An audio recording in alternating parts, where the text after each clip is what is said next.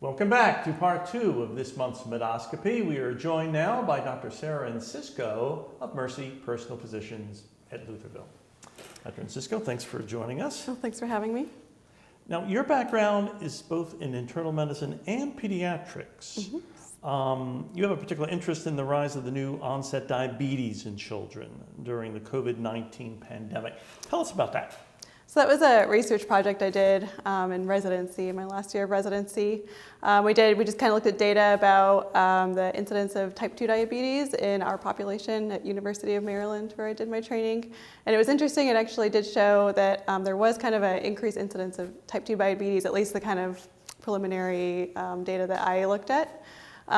Which hard to say exactly what caused it, but some of our theories was it just that kids either were eating a little bit differently because they were at home rather than going to school? Is that they were just a little bit less active because they were at home and not, at least going to school, having recess, that kind of thing.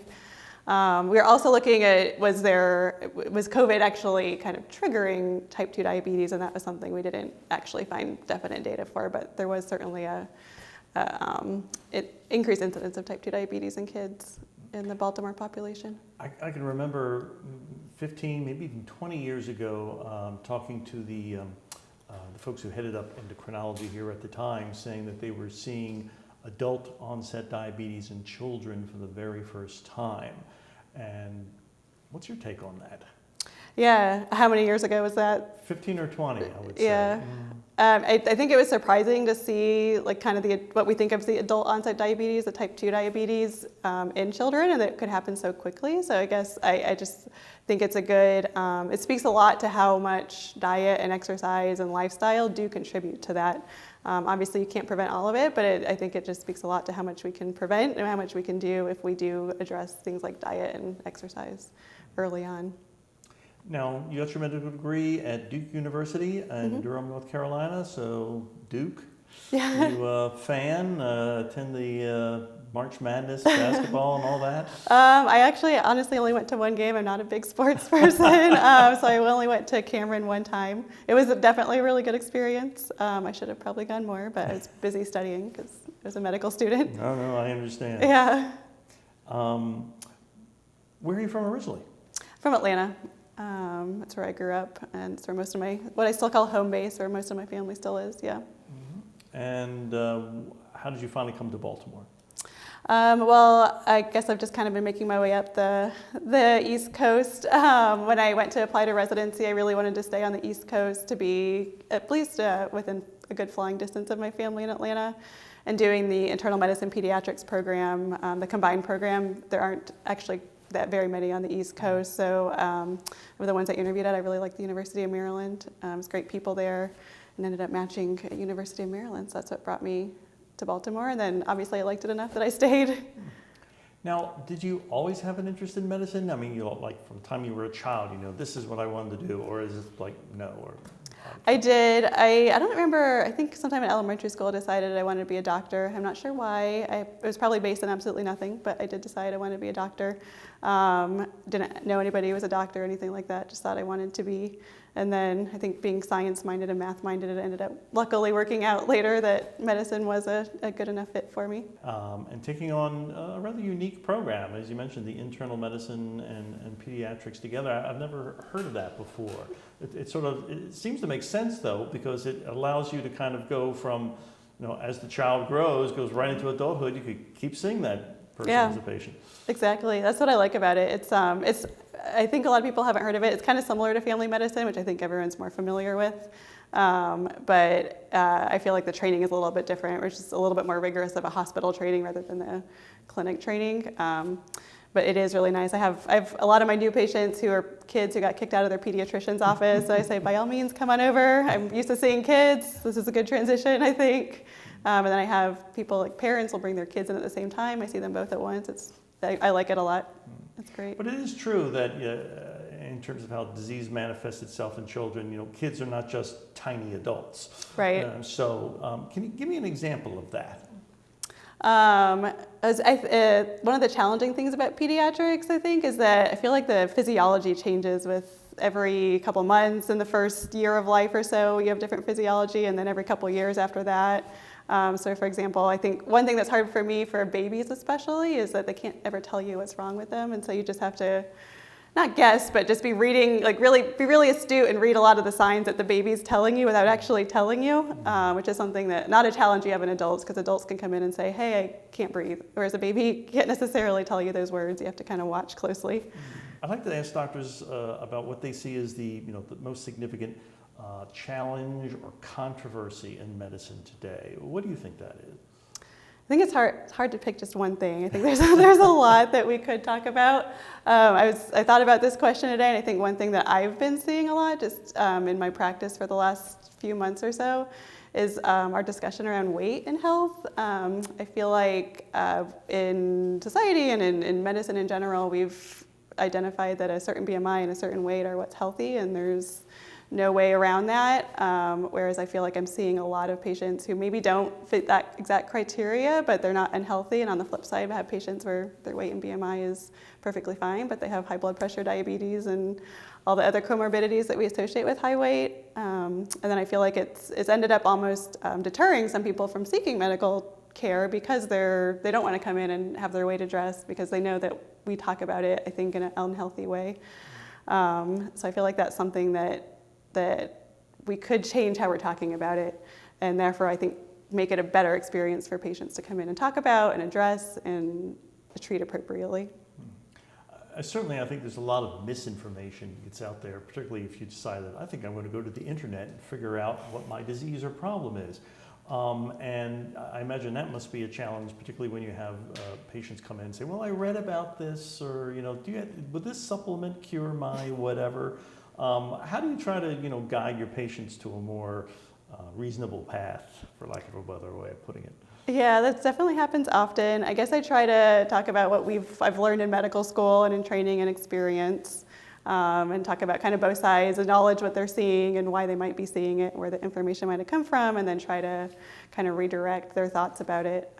Like going along with weight, I've had a ton of patients coming in and asking for Ozempic lately, which I try to kind of just change the conversation about that and talk about the risk benefits and challenges in doing something like that. I've had discussions with other doctors who have brought up the point that patients are often impatient. It's definitely a challenge. It takes time. It takes a lot more time for me to have those conversations than it would be for me to just prescribe the Ozempic. I guess I always try to just talk about my philosophy, which is that long-term fixes are going to be what's going to last much longer than if I give them a medication now and then, in 3 months, if for whatever reason they can't get it, we're right back to square one. So I try to kind of identify with them like specific goals that they can meet as far as changing their diet or adding exercise. And then I do offer really close follow-up so we can check back in, kind of see how things are going. And I've seen some patients make some changes, which is always encouraging to see. Now, in our last segment, Dr. Barada shared an item, a photograph that was important to her. So what have you brought along today for us to see? I brought this necklace. It's a heart that says sisters on it. I have 3 sisters and has all of our birthstones, and I brought it just because my sisters and my family in general are the most important thing to me. They've always been really supportive, really motivating. They've been there for me through all my journey through residency and medical school and all the hard parts. And this is something I always, if I knew I was going to have a bad day, I always put it on and just feel like it. Then I had my sisters there with me to help me through everything.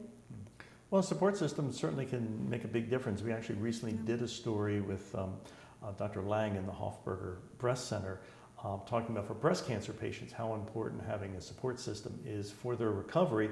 But we all need support systems, not just the patients, the doctors too, right? Oh, for sure. Yes.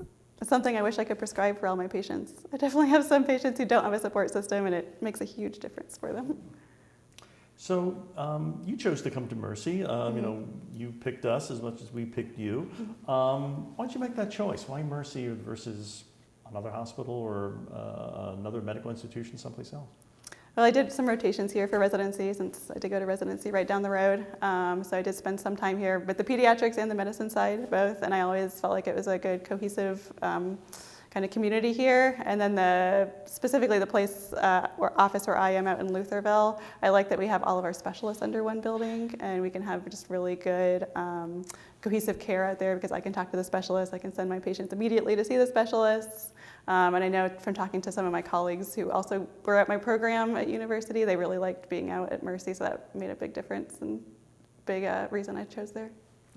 We'll take a break, and we'll return after this message.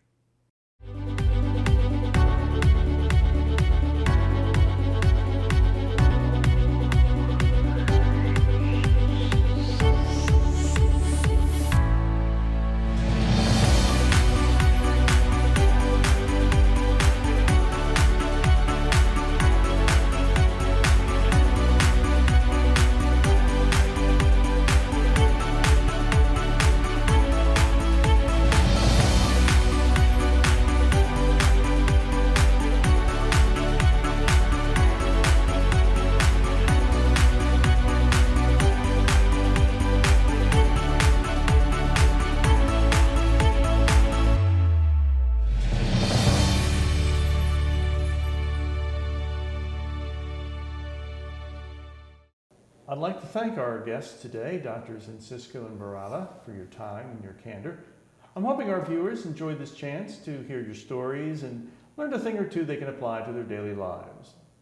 On behalf of myself, our guests, the Mercy staff, and the Sisters of Mercy, we wish you good health and humor, and until we gather again, may the road rise up to meet you.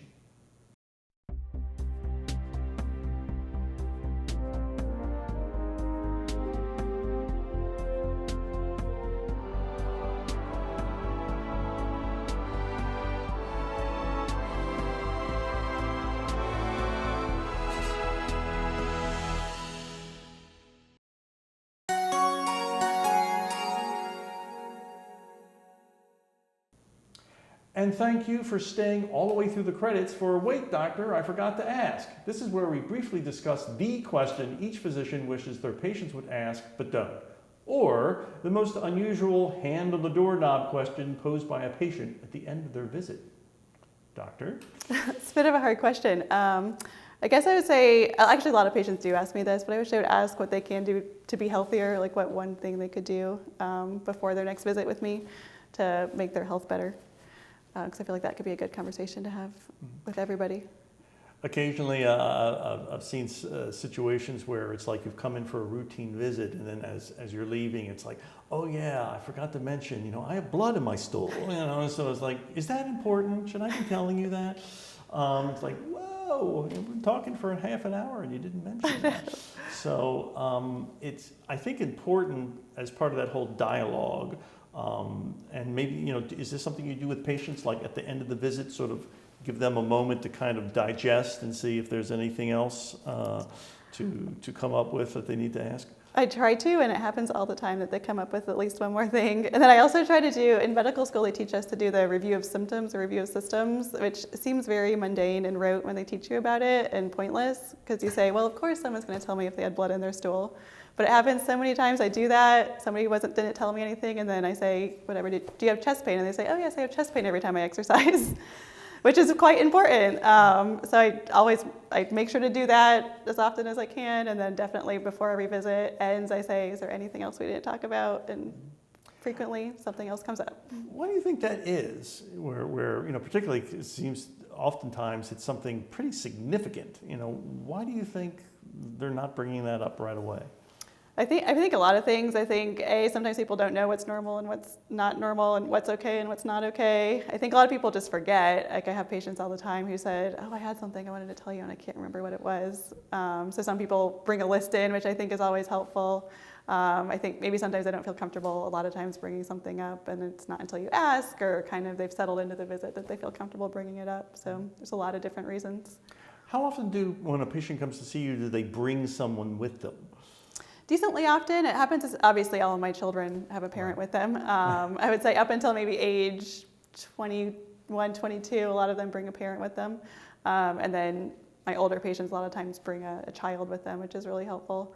I would say in between it happens less often that somebody comes with a significant other or a friend or something. Has it been your experience in terms of your adult patients, for those who bring someone with them, that it goes better? In other words, the patient is a little more relaxed because they've got their support system, as we were talking about that with them. And then someone who maybe can jump in and ask that question, it's like, why didn't you ask her? You've had heart problem palpitations, ask her about the heart palpitations. It's usually the wife doing that to their husband. That's frequently how it goes. It's definitely helpful a lot of times to get that second opinion that says, oh, don't forget you mentioned that this always happens, and you forgot to tell her. I haven't actually kind of noticed whether or not they're less anxious, but now that you mention it, I think you're probably right. Just having somebody there does make people a little bit less anxious about coming to see me. I think also maybe fear plays a certain part, when I talk about the more serious things, because I think thinking about myself in the role of the patient, I'd be, it's something I don't want to admit that this could be a problem. So we take the ostrich head in the sand that if we don't talk about it, it's not a problem. But then, sometimes it's like, I really better bring this up after all. So, oh yeah, by the way. Yeah. So.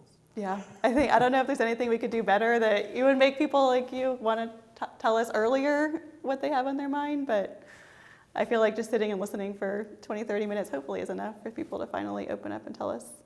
Well, it's nice that you're giving deepest fears. patients time, because we always hear the story about the doctor who gave them 10 minutes and never looked at them because they had their head buried in their laptop. So I think you would say that's probably pretty important. Make sure that when the patient comes in, they have the time they need. Yeah, definitely, because they tell you all sorts of things that if you don't hear it, then you can't treat it. Yeah. Thank you, doctor.